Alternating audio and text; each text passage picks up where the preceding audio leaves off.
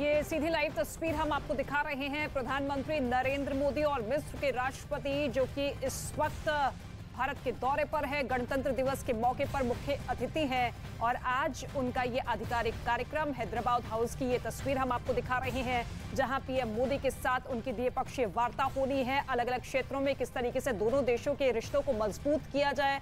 हालांकि मिस्र के राष्ट्रपति जो कि तीसरी बार भारत के दौरे पर हैं, गणतंत्र दिवस के मुख्य अतिथि के तौर पर वो पहली बार यहां पर पहुंचे हैं। इससे पहले 2015 और 2016 में आए थे और ये फिलहाल तस्वीर हैदराबाद हाउस की, जहां पर दोनों नेताओं के बीच में ये अहम और महत्वपूर्ण बैठक होने जा रही है। हालांकि कृषि के क्षेत्र में दोनों ही देश मजबूती के साथ आगे कदम बढ़ाते हुए नजर आते हैं, क्योंकि आपने देखा कि किस तरीके से जब गेहूं का संकट मिस्र जैसे देश में गहराता हुआ नजर आया तो भारत ने रिकॉर्ड तोड़ गेहूं की सप्लाई की थी। और ऐसे में अब कृषि क्षेत्र के साथ साथ किस तरीके से बाकी कारोबार और डिफेंस के क्षेत्र में दोनों देशों को आगे बढ़ाया जाए, इसको लेकर अब चर्चा होती हुई।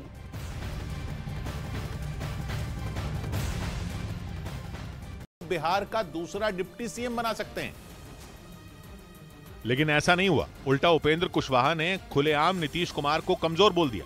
हाल के दिनों में जिस तरह से नीतीश जी कमजोर हुए हैं, जनता दल यूनाइटेड कमजोर हो रहा है। अपनी इस प्रेस कॉन्फ्रेंस में कुशवाहा ने एक बार नहीं बल्कि कई बार नीतीश को कमजोर कहा। हालांकि उन्होंने इसका ठीकरा आरजेडी पर फोड़ने की कोशिश की, लेकिन उनकी बातें सुनकर लग गया कि उनका असली टारगेट नीतीश है, जिसका अंदाजा नीतीश को भी हो गया, क्योंकि कुशवाहा से जुड़े सवाल का जवाब उन्होंने गुस्से में दिया। वो कुछ आजकल बोल रहे हैं, जो मर्जी बोले, हमको कोई लेना देना नहीं।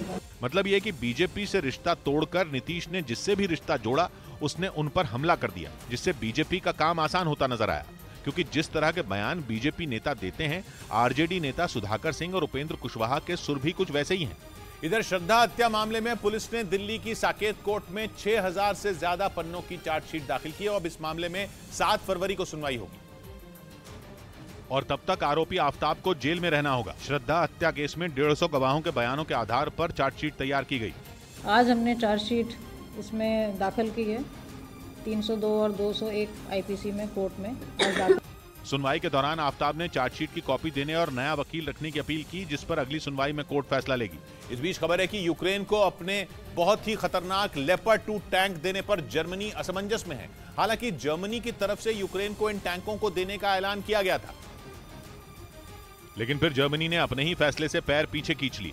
ऐसे में जर्मनी यूक्रेन की उसे लेपर्ड 2 टैंक देने की मांग को टालने पर घिरता चला गया, क्योंकि पोलैंड भी उसकी सेना में शामिल 14 लेपर्ड 2 टैंकों को यूक्रेन भेजना चाहता है। लेकिन जर्मनी के चांसलर ओलाफ शोल्ज उसके लिए रास्ते का रोड़ा बने हुए हैं। नियम के मुताबिक पोलैंड को लेपर्ड 2 टैंकों को यूक्रेन को देने के लिए जर्मनी से मंजूरी मिलना जरूरी है, क्योंकि ये टैंक जर्मनी में बनाए गए हैं और चांसलर ओलाफ शोल्ज हैं कि लेपर्ड 2 टैंकों के निर्यात के लिए पोलैंड को हरी झंडी देने को तैयार नहीं है।